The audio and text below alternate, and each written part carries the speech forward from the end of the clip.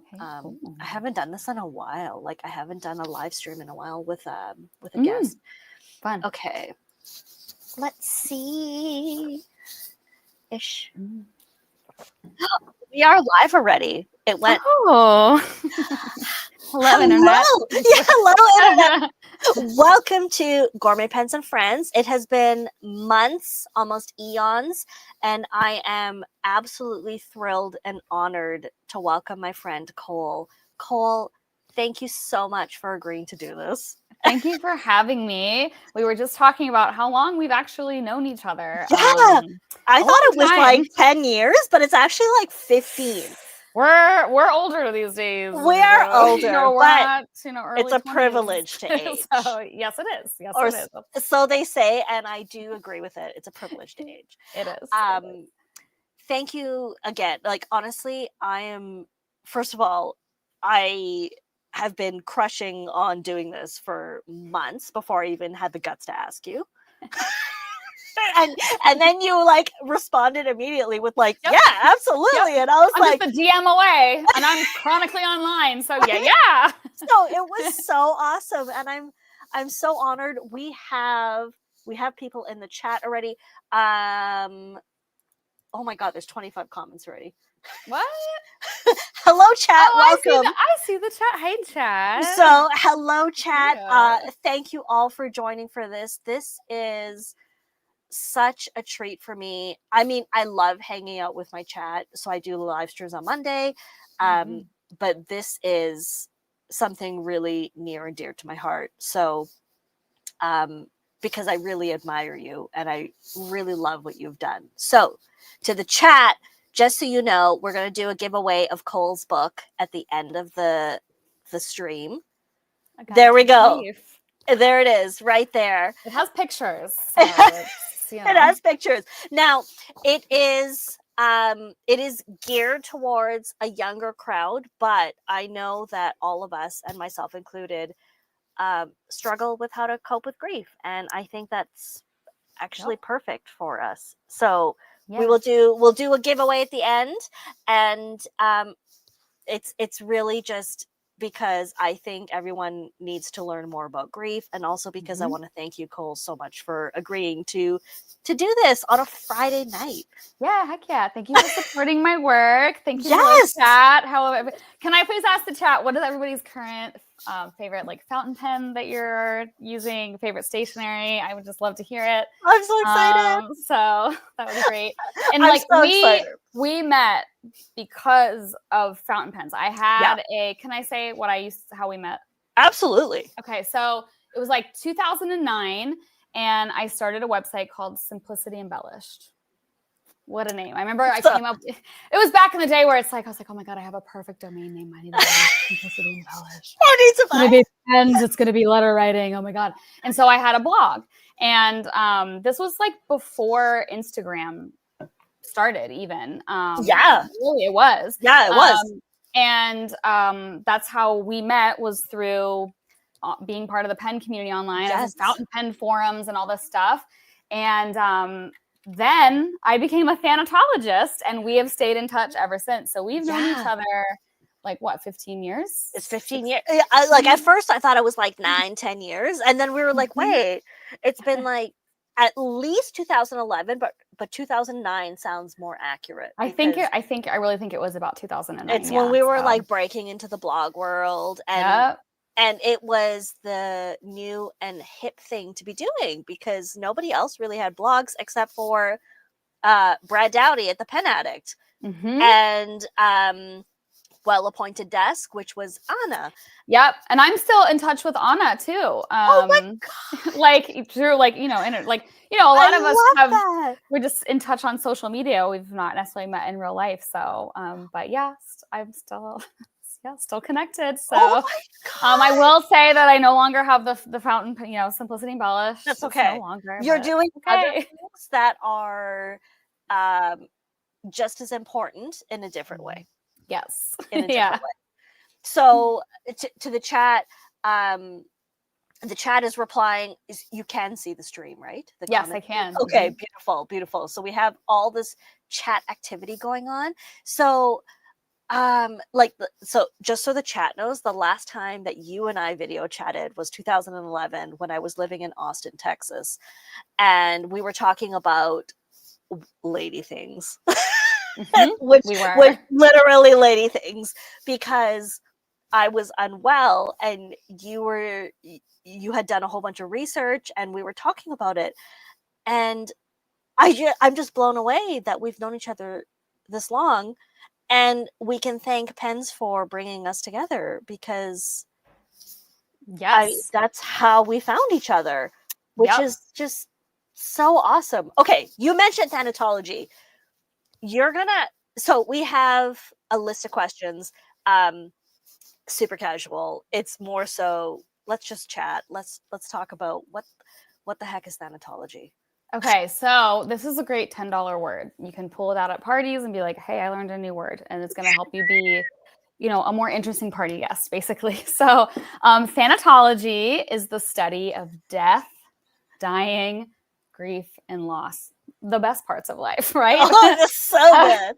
Yep. And so, and I am, as far as I know, the only triple credentialed thanatologist in the world, not to brag, but I'm going to brag about that.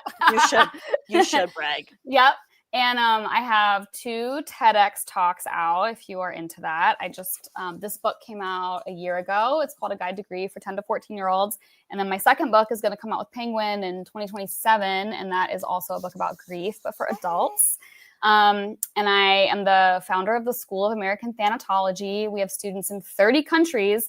So it's just people. Some people are professionals, like they're physicians or therapists. And then there's a lot of people who are like, my mom died last year and it like changed my life and I want to learn more. So it's just, you can come to the school and get online education from me and other instructors about all kinds of things: death, dying, grief, loss, bereavement. Because the thing that I always like to, like the way that I look at it is, think about your favorite musician, your favorite album, a favorite artwork, a favorite book.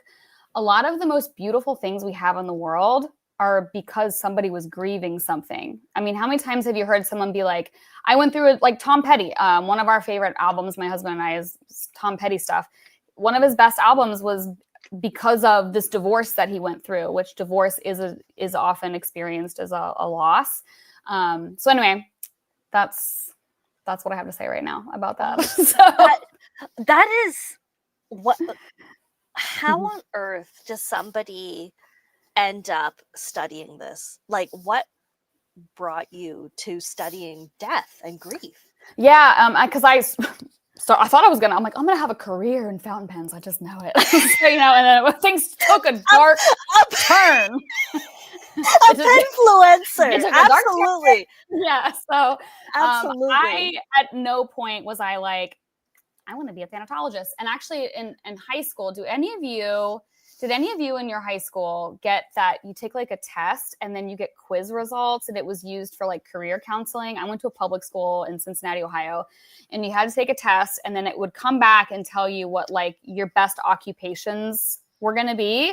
Yeah. And I remember I got funeral director and I was like, what? I was like, disgusting. I'm like, absolutely not. This is horrible. I wanted it to be like fashion designer, like sequin related. Surprise. Yeah. It's like funeral director. So I would love to know what occupations you got. And I'm like, I can't even get like doctor or like something that sounds like something you'd want to be. So that was actually the first little sign, actually. So at the time, I was really angry at religion as an 18-year-old. And so I, as an 18-year-old, was like, I'm going to pay thousands of dollars and get a degree in religion, and I'm going to prove it wrong. And so I I got a religious degree in college. And by the time I finished college and I have a degree in Judaic studies, I was so sure that I was going to like prove religion wrong that I learned to read and write biblical Hebrew in college. That was how serious that I was. Because I was like, I need to be able to read the text in the original language, and I need to be able to but by the end of college, I realized, dedicated. Oh, I was dedicated. As a Taurus, I can get real focused and I can hold a grudge for a long time. So, so anyway, I graduated with a journalism degree and a religious degree. And somehow I ended up starting with my journalism background, my magazine journalism background. I started to do consulting work, like design stuff. And I was like building websites. And when I was in high school, I did something for Target. When Target, like the store, had its first website, this other guy who just graduated from like they hired teenagers because at the time there was like, it was new. Like just having a website was a new thing for a lot of people. That's pretty epic. I know, it's kind of funny. And I ended up getting a client. My first client was in American Funeral Service. And then it built from there. I got referred to another funeral home, another cemetery, and it kept snowballing. And actually in my 20s, I got really uncomfortable because I was like, do I want to work with like this heavy stuff the rest of my life? I'm like, I thought I was going to be like, there was going to be more parties in my life. And this is like not happening.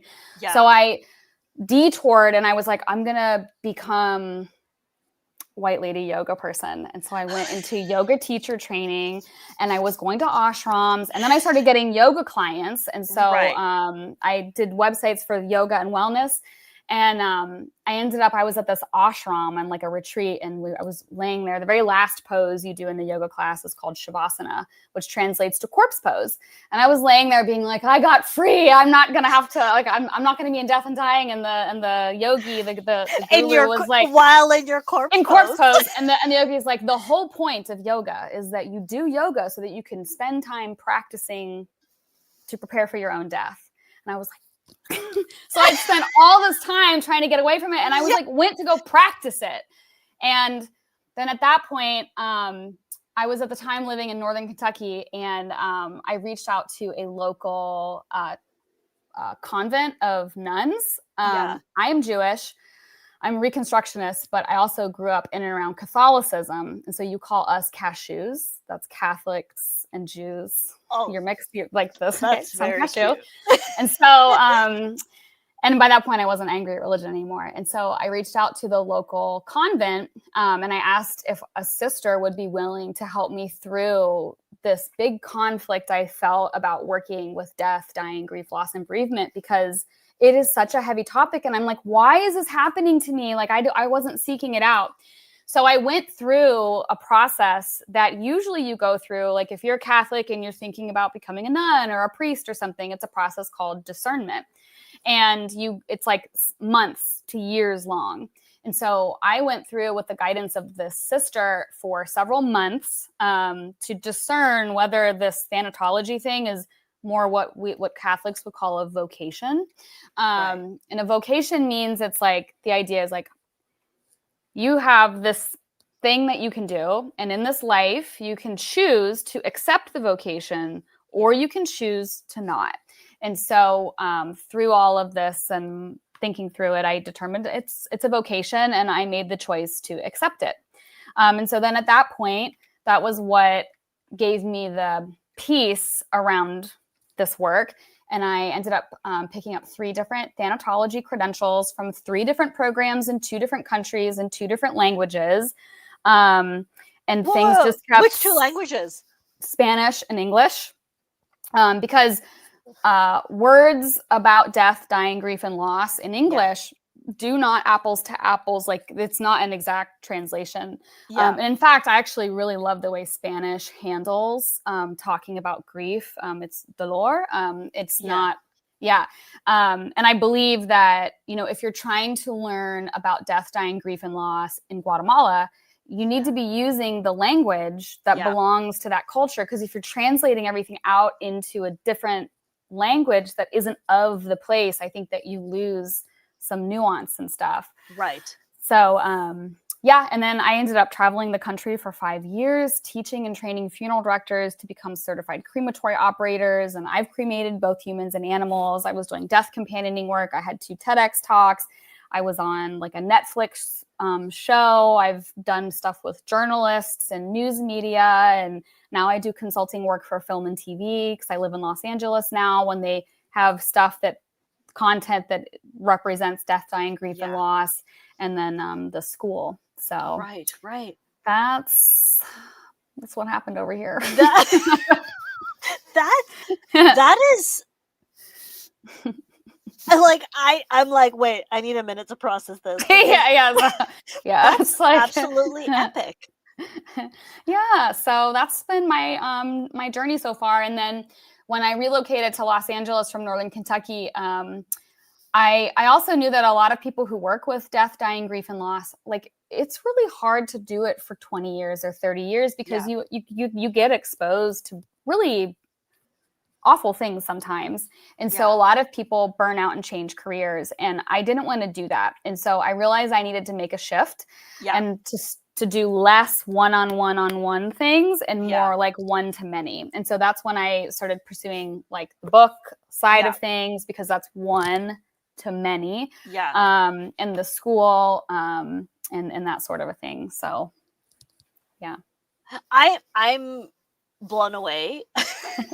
Like I am fangirling as I listen to this, just because I mean I followed your journey, but these are details that are so fascinating to me, just because it's so profound how you found this vocation. But also it's not like, I think a lot of people from the outside might look and say, wow, she knew what she always wanted to do. Like she just found it and it's perfect. But you have gone through this actual journey to discover who you are and what you want to study and what's important to you. And it's hilarious because it's something that you were like, funeral director. I was like, can I choose again? Like, Can I is there a different option? Can I redo this test? Because I'm not super thrilled about it. So, okay. So you mentioned divorce and you mentioned losses. Now, people who know me know that I have been divorced like 1,000 times. So good times. It's just great. And I know from following you that you describe things like divorce as a shadow loss. Can you elaborate on what a shadow loss is? Because I think it's a beautiful term. And I use this term with others very often, even when it's something like, oh, I lost a job that I hated. I'm like, well, that's still a shadow loss. Like, I'm like, Cole says that's a shadow loss. Yeah. So, okay. So this is particularly like I don't know if anyone here is not like in the United States or even Canada, but in the US, Canada, this sort of corner of the globe. Stuff that has to do with grief and death and dying, like a lot of the terminology we have available to us to describe things comes from medicalized and highly academic environments. And a lot of the terminology in grief and death and dying were developed like by highly educated people who were often a certain type of person, because you have to have access to these systems to be able to get PhDs and stuff. And a lot of times this terminology was developed within the context of like a medical environment where it's under the assessment, diagnosis, and treatment model. And so you end up with these big, big words, like, and they're important words and they're necessary words and we need them, period. But it's not comfortable for Aziz and I to sit around the kitchen table and to be like, yeah, so my grief is disenfranchised. And as I was navigating the experience of it, it's not natural. It really isn't. Absolutely not. Yeah. And this is one of the things that I've picked up over the last my career, especially as I've spent time in like using other languages and not just doing everything in English, is the importance of natural language and like using words that like belong to regular people. And we in English, we didn't really have any words that were not diagnostic terms like at all. And that's where shadow loss came from. In 2014, I was assaulted inside my home, in my kitchen, in front of my husband by a neighbor that was unwell. And that was a devastating experience. And over that next year, as I was like navigating the justice system, because I decided to press charges because I felt that was the right thing to do. And I still do. My whole life was completely destroyed. I mean, because of going through that. And it was so difficult because I even had immediate family members be like, well, you didn't die. Like, you're not dead. No, nobody died. Like, what is wrong? Like, what's the big deal if you're still alive? And okay. Yep. Right. And hands down, that assault and trial experience was the most devastating thing that I experienced in my life. And I had lost family members, a best friend died. I mean, all kinds of like dead body deaths happened. Yeah. But by far, this loss experience was, I mean, I'm not ever going to be able to ever like, go back to how it was before because I'm so permanently changed. Yeah. Yeah. So anyway, that's where the term shadow loss came from, because I needed a way to say to Billy Bob, I was assaulted. That was a shadow loss for me. And that way I don't have to say to Billy Bob, all this stuff happened. I lost this happened. This was taken away. This relationship changed. These people stopped being friends with me. I just now get to say it was a shadow loss for me. And Billy Bob now understands, oh, she grieved that. Because I also have known people where they've experienced an assault and it really was like a blip in their life. And, you know, but for me, it's something I still feel the impacts of. And it was a much bigger loss for me. So shadow loss is natural language. It's not a diagnostic term. Nobody can diagnose you with it. And that's another thing. Only you can say if something was a shadow loss, you know? And I think it's really important to give people words so that they can be empowered to describe their own lived experience. Right. Like you, Aziza, you've experienced divorce. You get to say, this divorce, I experienced it as a shadow loss because it was like the death of a family. It was like the death of holiday traditions or whatever was important to you. Yeah. So that's where shadow loss sort of came from. And it's been interesting now because I work with a lot of like academics and a lot of people in the sciences. Yeah. And shadow loss has picked up and moved into other languages. And we've using like social listening. Yeah. We've seen people like on Twitter or Instagram describing an experience as a shadow loss, and they don't know who I am. They have no idea where the word came from. It's just been passed through culturally, like socially. And that's really meaningful to me as a person, because I feel like I actually really contributed something that helps people in regular life, you know? And that's, in a way, that's more important to me and more motivating to me. I don't feel a desire to come up with a new diagnostic term or anything like that. I'm more concerned with like helping people facilitate more healthy grieving experiences around the kitchen table. Yeah.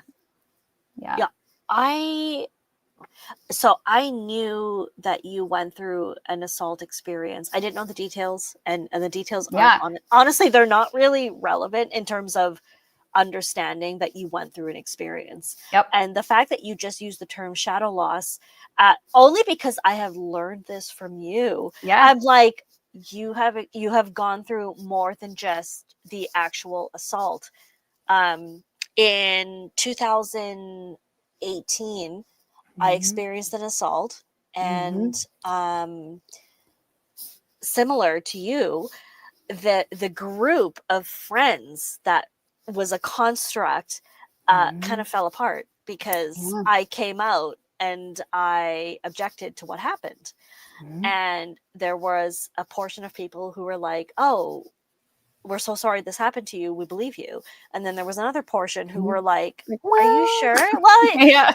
He's so like, are you sure? He's always been so nice to me. Nice to me. Yeah. And it really was the term shadow loss that brought me comfort that I learned from you, because I was reeling trying to cope with this. I'm in therapy now, which has been really helpful to me. But at the time, I wasn't in therapy. And I remember just being like, I'm literally telling you people that I was assaulted, and you're telling me, well, he's nice to me. Yeah. You know? And it's like, I've also found that like, so the way that I describe, like if I'm just talking to regular people, I'm not trying to be like impressive or anything. I'm just like, okay, there's two types of losses. Every single loss in the world is either a death loss, where there's a dead body of a human or animal that you love, or it's a shadow loss. It's the death of something, not someone. And I have found that with shadow losses in particular, I'm not saying this can't happen with a death loss, but it happens a lot with shadow losses. When a shadow loss happens, this is where a lot of people experience like the slap in the face of actual betrayal, or that slap in the face of like all these really difficult things to navigate in our social circles and in our families. Yeah. And before we went live, we were talking about community. Yeah. And this is something I've learned every week in my career as a thanatologist. All of the problems, all of the pain is coming from other people. That's where all the problems. You're not going to have any problems from anything else. And you literally said the hardest part of being alive is other people. I was like, must type that out. It's where all the conflict comes from. It's where the pain comes from. It's, it's where the hurt comes from. And it's also when people are grieving and the grieving process is being interrupted or it's more complicated for you, it's usually because of other people, that are not supporting you. Because one of the things that our brains need in order to grieve and to move through grief is social support. This is what a funeral does for a death loss. And what's really special about a funeral and why I always advocate for doing something in person, I don't care if you call it a celebration of life or a funeral, when you are standing in a room with people and you're showing up to grieve like a dead person or a dead animal and you're like, we're here for this. Yeah. You're giving each other social support and you're validating each other. You're saying Cole's here grieving, Bob is here grieving, and then it's social support. That actually is like unlocking the grief process. We do not have a version for that for shadow losses in like any society or culture. And as a result, so when I was dealing with the assault, a lot of people who deal with shadow losses, they'll say this at some point. They'll say, I was assaulted, but I wish there had been a dead body, because then nobody would have questioned how serious this was. If there was so like a physical thing I could show you and be like, look, body. Yeah. But we don't have that social, there is no like ritual that we do for people who need to, not have the social support for the grief surrounding a shadow loss. Yeah. So, yeah. Mm-hmm. This reminds me of having a broken bone versus having a depressive episode, where if the broken bone is visible, it's like, oh my God, you have a broken bone, we have to treat it.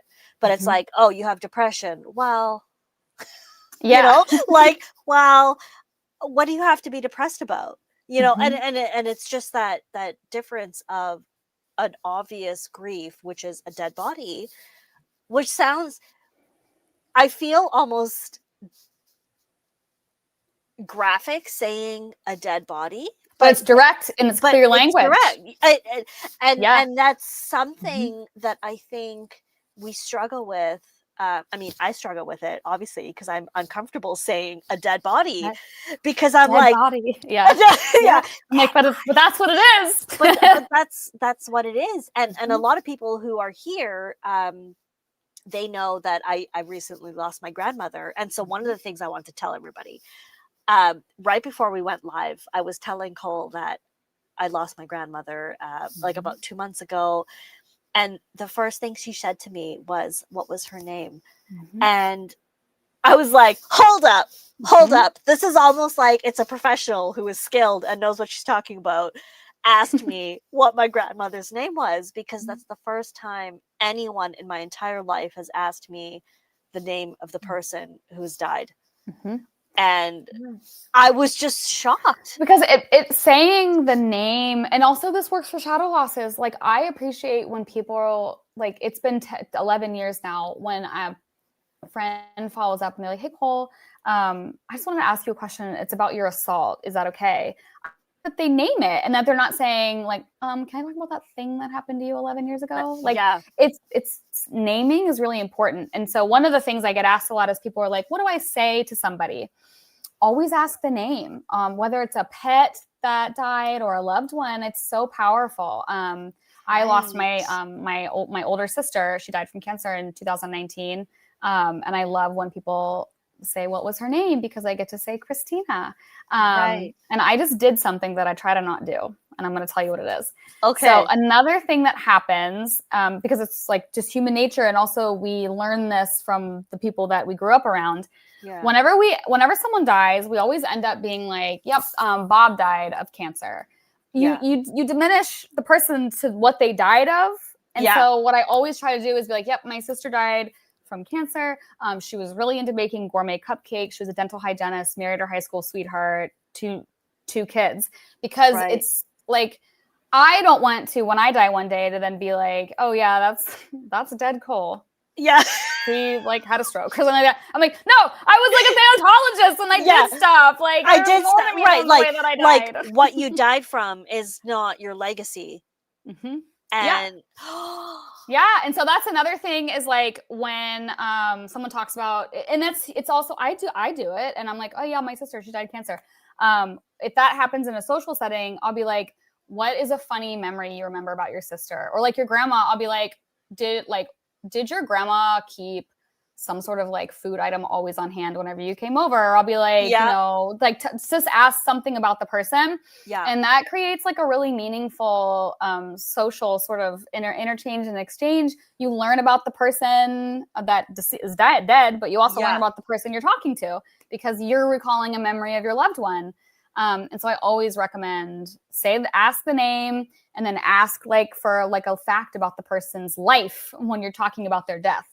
That is okay. Yeah. I'm asking you questions, but at the same time, I'm like, oh my God. Mm-hmm. That is mind blowing because it's very simple and it's like very helpful. It's simple and helpful. Like, and okay, so one of the questions I have in my list is about sympathy notes, which we talked about, because it's always so I know a lot of people who have lost a lot, and I'm always like, hi, I love you so much. I don't know what to say. Yep. But I want you to know that I love you and that my heart is hurting for you.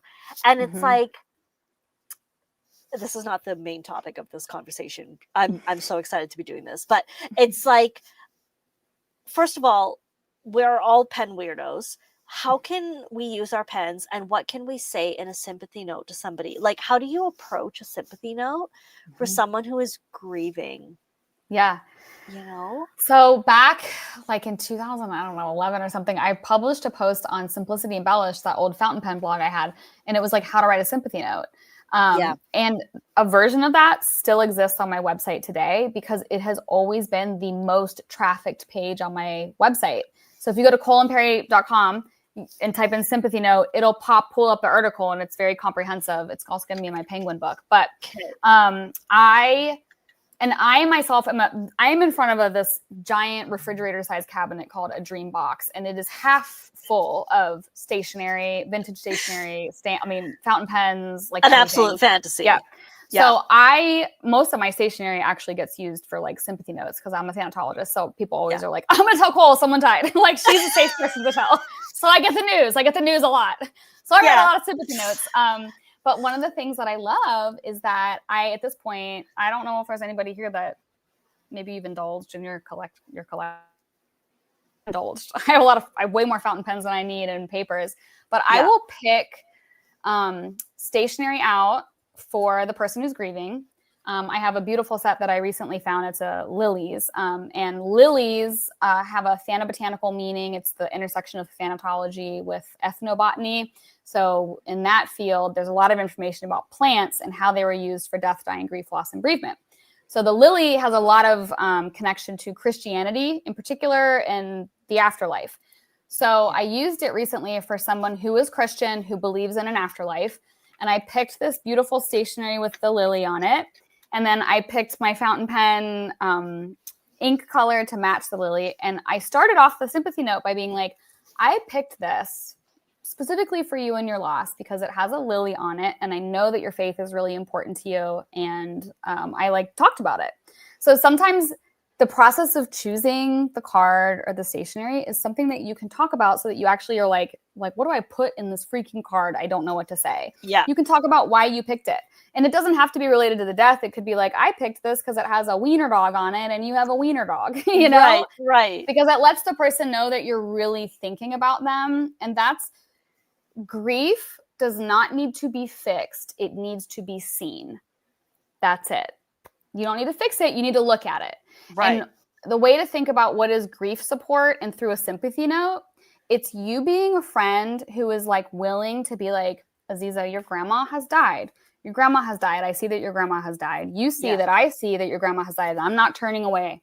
Yeah. That's grief support. That's how it works. And that's what a sympathy note does.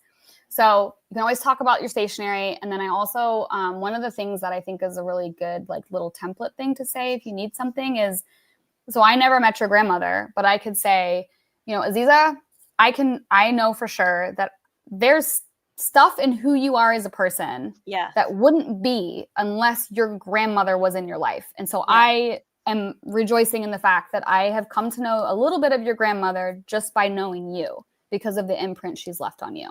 Oh no, that makes me want to cry. But it's true, right? Like, it's absolutely true. Yeah. And so I try to verbalize that to people that, you know, oh no.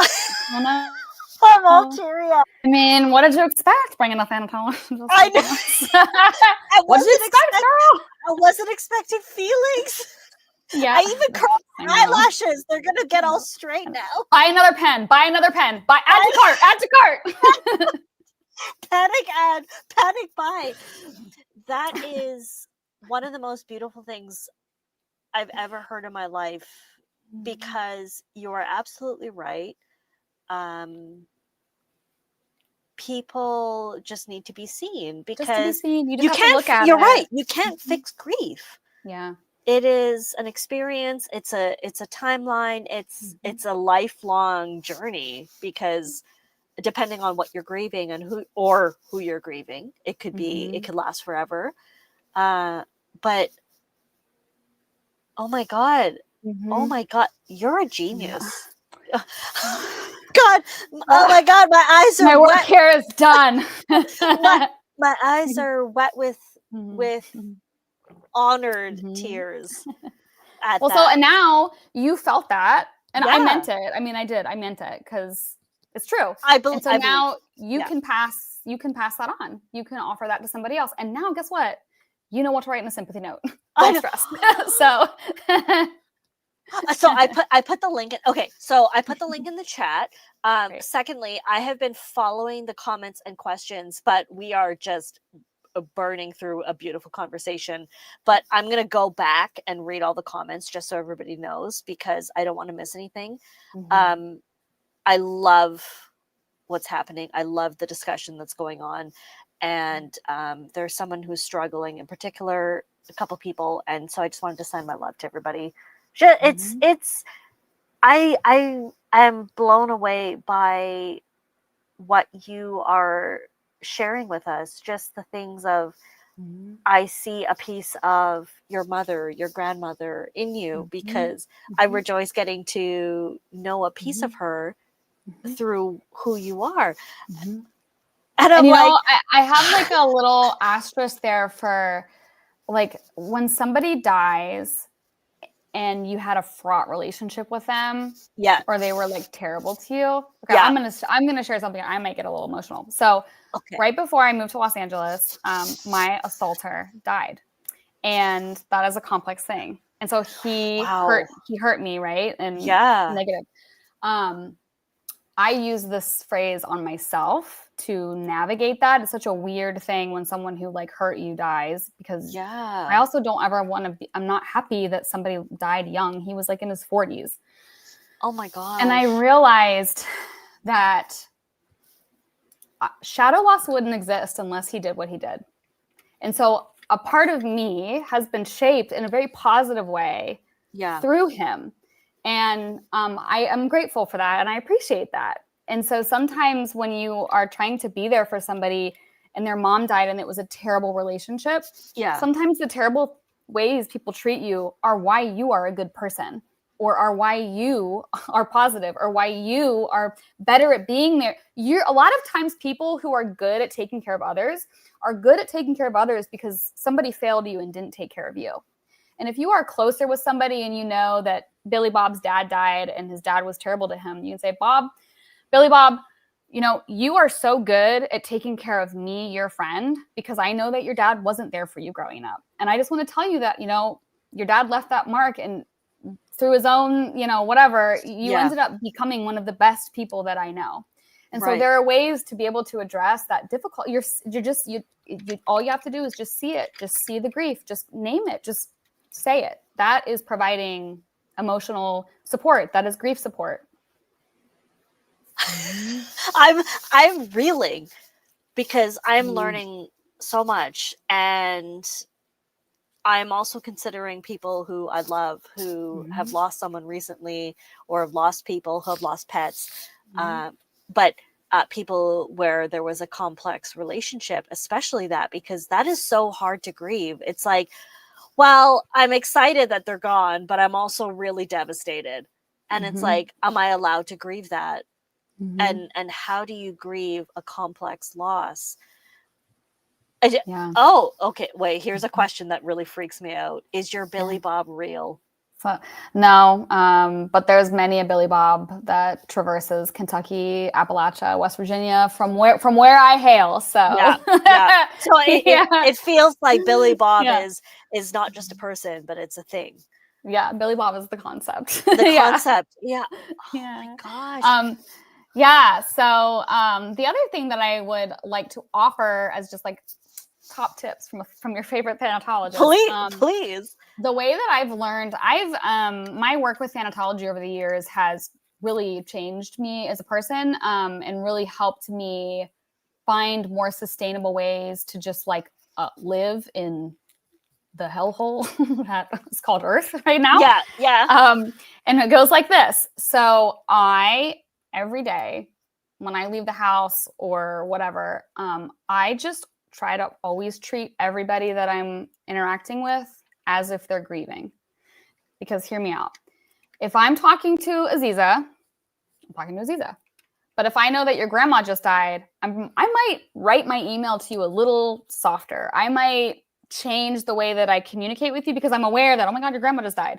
Yeah. You know? And so I, as a rule of thumb, just try to keep that in mind, treat everybody like they're grieving. Because statistically, this is what my belief from all of my exposure to stuff is, at any time, 1 out of 3 people are actively grieving, recently grieving, or like something has come up from the past and it's like bubbled up again. Yeah. 1 out of 3 people. And so there's a lot of grief out there. And if the way that you support grief is by seeing it, I have found that life tends to go a lot smoother if you're just kind of embodying that. At least it works for me. Now, I am also, wired differently. My husband is my polar opposite, and he would be like, no. Not doing that. Right. So I'm like, okay, yeah. Yeah. I am blown away. I am so excited about what I'm learning, because it means I can take what I'm learning and take it to people who I love and care about and support them better. Yeah. Because I am not somebody who is good at feelings, just because I grew up with in case my mom or dad watch this, I love you guys, but you were very emotionally stunted. And so I grew up not knowing how to deal with feelings, and especially around grief. So in 2008, I lost my best friend to suicide. And what's her name? Her name was Jennifer. Jennifer. And she had big green eyes, long blonde hair, and she loved green her eyes. dogs. That's rare. Green eyes. Like, that's actually very rare. Yes. Yeah. Wow. Like beautiful. And thank you for that.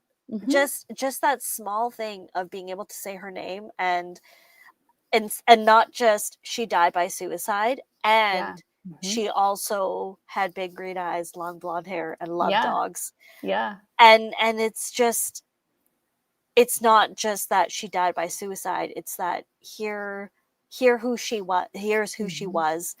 And I think I'm so grateful to you for teaching me that, because I'm almost excited now to take that into my life and help others. So like my people who are watching know this. And so I do my Monday live streams. It's really just nonsense. I just play with pens. But there have been times where people have come in and like people who I care about, and they've come in and they have lost someone important to them, and they're like, I'm looking for distraction. I'm just looking to experience something different. And I do my best to bring a smile to their face, because I'm like, you're going through a lot.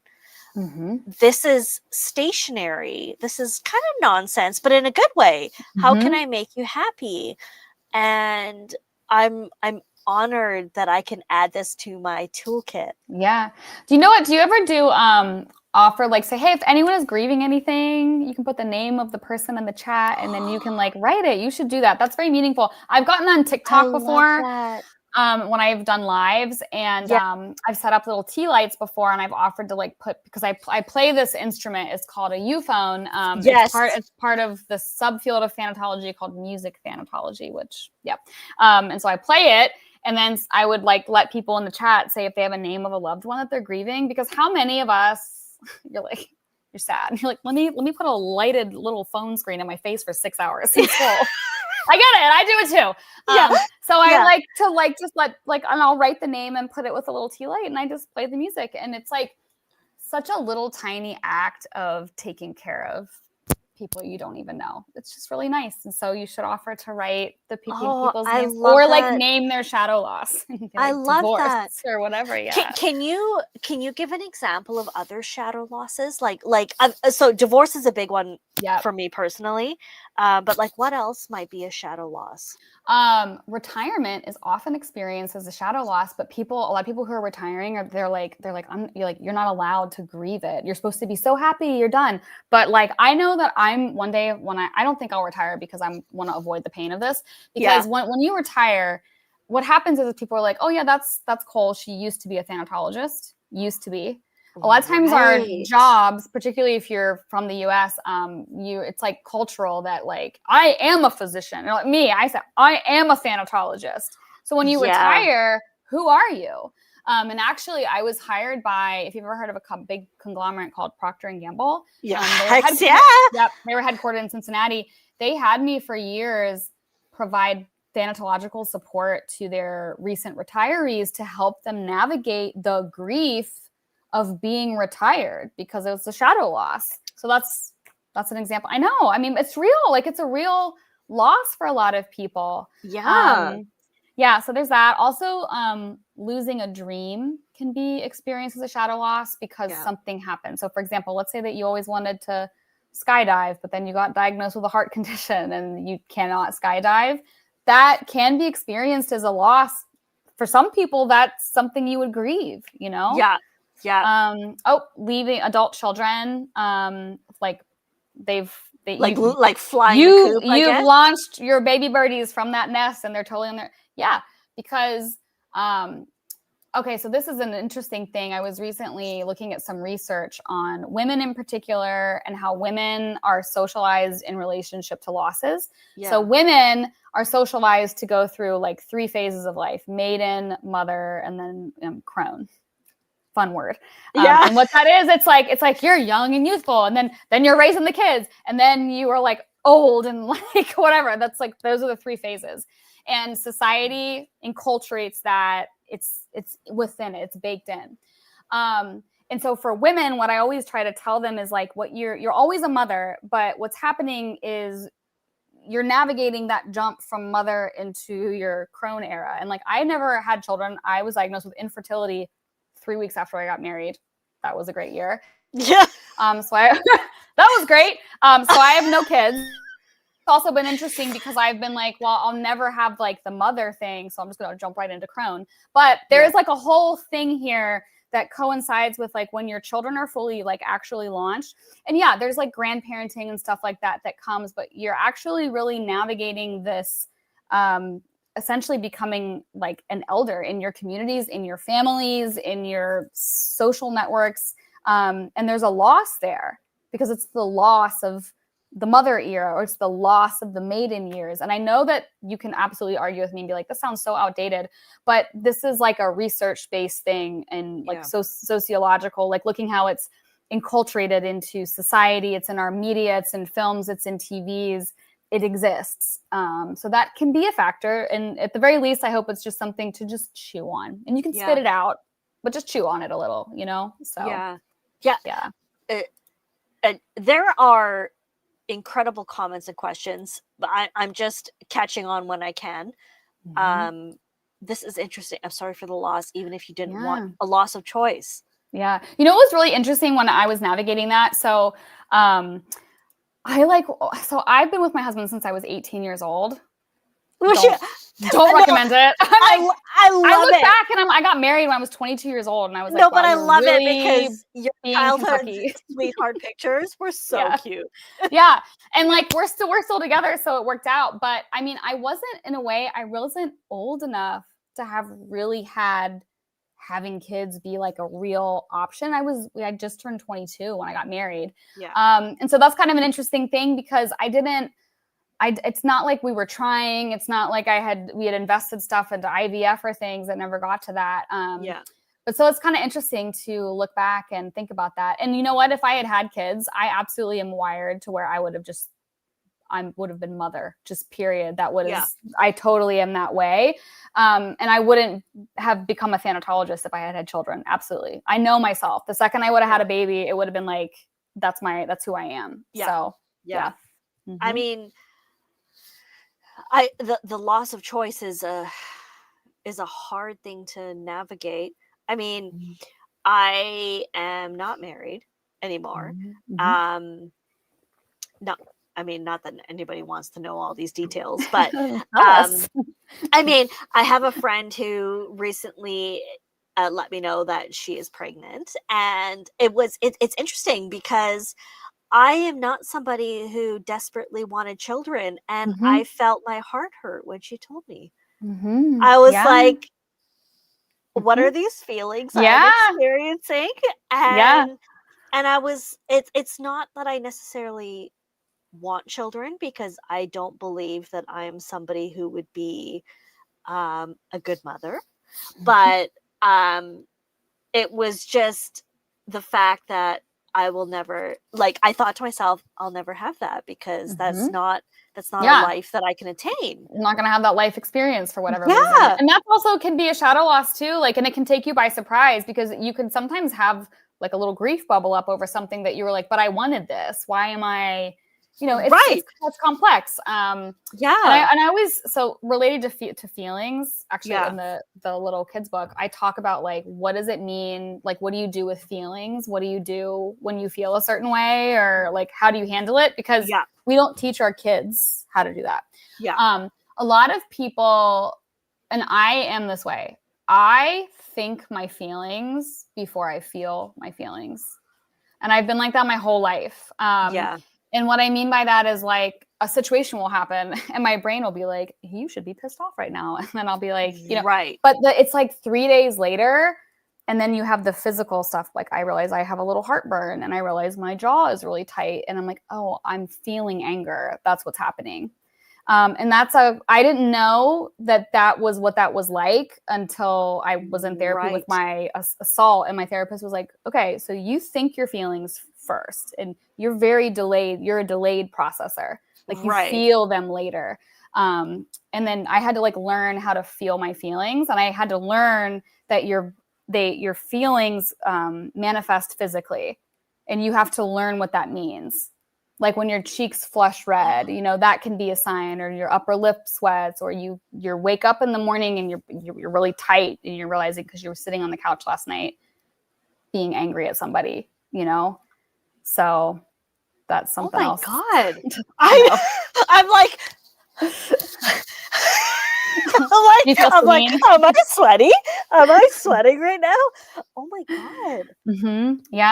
Yeah. So, and I think too, like when it comes to grief, like if you don't know,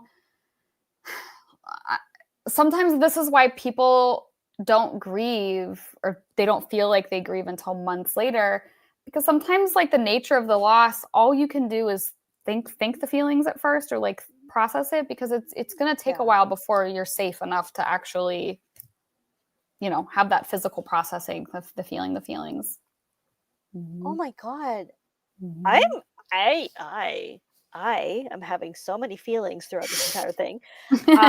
I'm learning a lot in a beautiful way. And I've been in therapy for years, And it has definitely helped me learn how to sit with my feelings, especially the uncomfortable ones. Yeah. You know, like Yeah. I'm not good at feelings in general. I was never good at it. Daisy's like, feelings? This is Daisy. Oh my She's God. she's my baby. She's a rescue from West Virginia, and she is little because she has dwarfism. Oh my God. That Because makes she's me laugh a because little inbred. So especially that's okay. We accept it. So but Ruby also had dwarfism, right? she did. Yeah, she's my second beagle dwarf. And when I adopted her, they were like, we have a half dachshund, half beagle. And I got her DNA tested. She's 100% beagle. And then I found her whole-blooded sister who's named Lucy and lives in Indianapolis, and her sister does not have dwarfism. Oh my God. This is what I'm doing with my child-free life. Da- DNA testing my dog. Daisy might experience shadow loss because she's mini. She's mini. She doesn't look like her sister. She's so cute. Yeah. Oh my God. I mean, I see videos of her and I see pictures of her, but it's different to see her floppy, adorable ears like live like this. Yes. Oh my God, she's so cute. This is my girl, currently raising my third beagle. So Okay. So I generally run for about an hour because I don't want to take all your time. But maybe you can tell us just a little, if you're comfortable. Yeah. Maybe you can tell us a bit about Ruby and what life was like with Ruby and how you brought her life to a close. Yes. Nobody knows about this, so it's feel free to fill us in because it's beautiful in my opinion. Yeah. So pet loss is an area that is near and dear to my heart. I grew up in and around a veterinary office because my mom wasn't a vet, but she was like a nurse. She was like a vet tech. And so my whole childhood and my first exposure to death was animals. Anytime I was homesick in the thing. And so that was where I was exposed really to death, dying, grief, and loss was in the veterinary office. And as I aged and went through all these like thanatology programs and grief trainings, I learned that there's such a stigma around pet loss. And pet loss can be more devastating and impactful of a loss than the loss of a human that you knew in real life. A lot of people contact me through my website because they are guilty. They feel terrible because they're grieving the loss of their dog more than their own mother. And what do they do with this?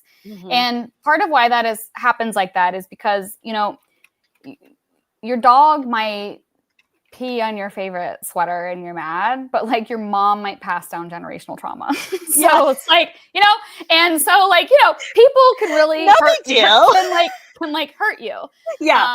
But like your pets we don't have that experience. And so when we lose them, that's one facet. Another facet is like with Daisy, when I lost Ruby, my previous beagle, that was a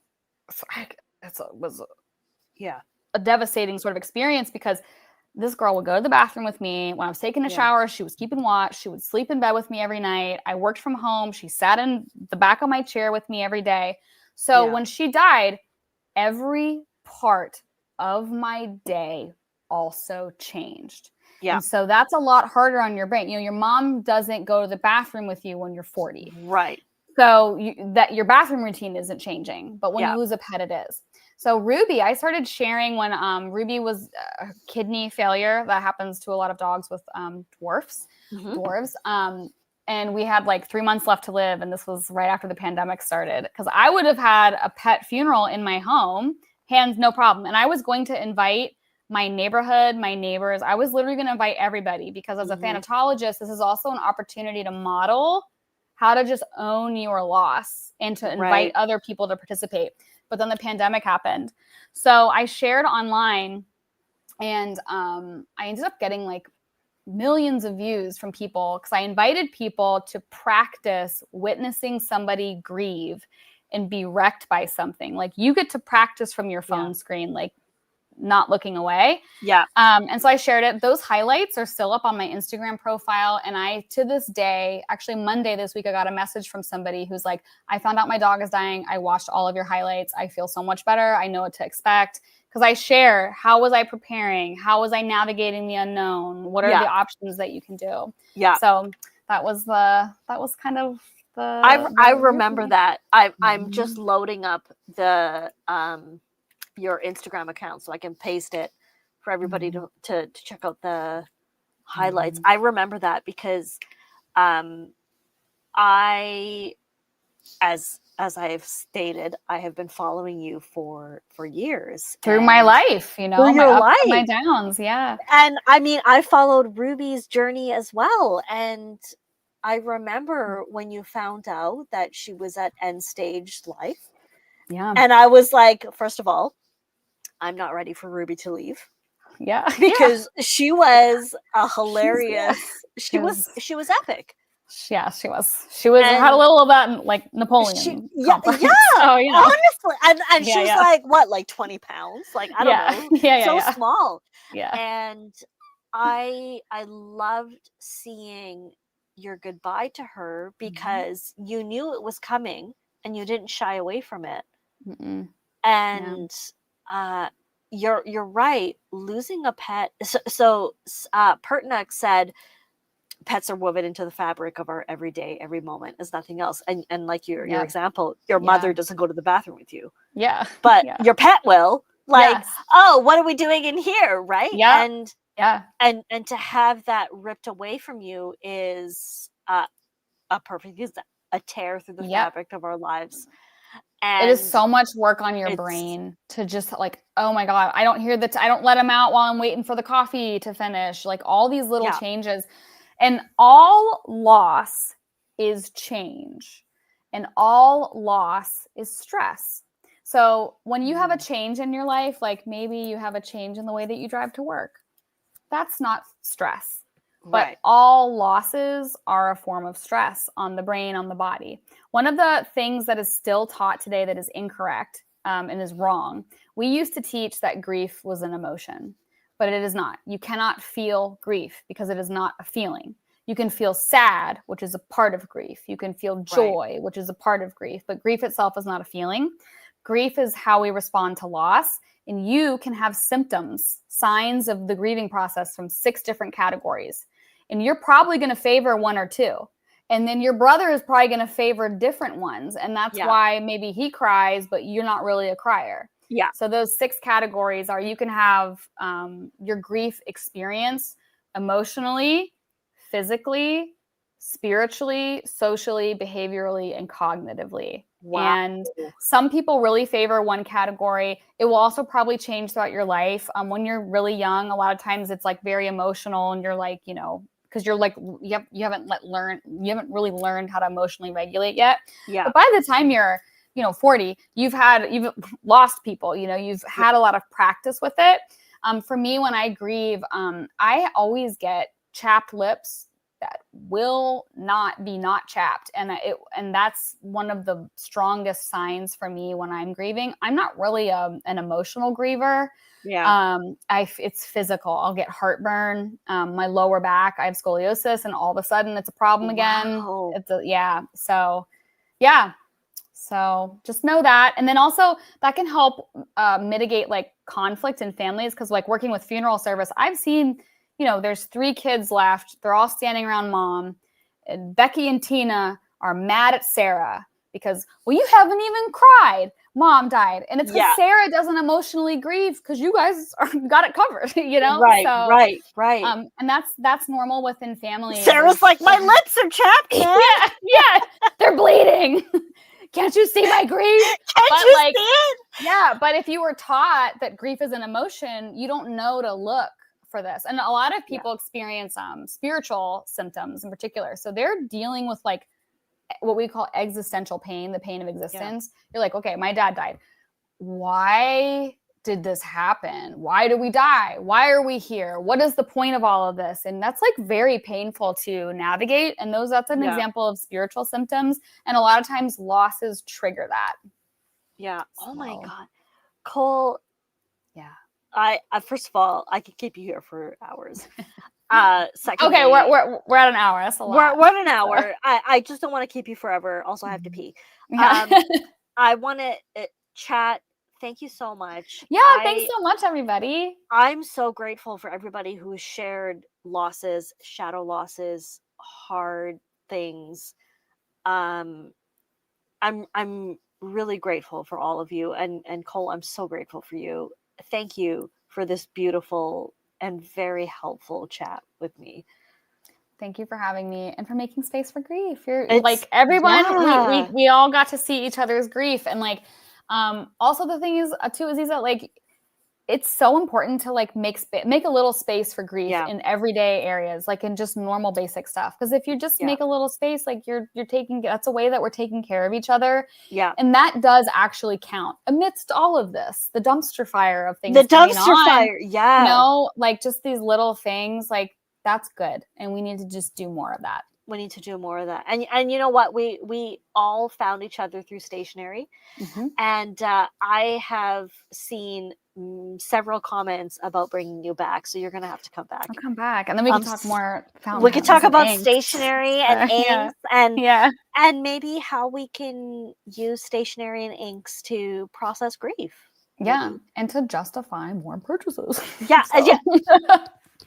Here, that's what I'm saying. I mean, I'm not against that. Thank you so much, chat. Thank you so much, Cole. Thank you so much. Thanks, my heart is so full, and I'm so grateful for all of you. Please take care of yourselves. Please be kind to yourselves, and I will see the rest of y'all on Monday. And Cole, don't go away. I'm ending stream now. Love you all. Bye, everybody.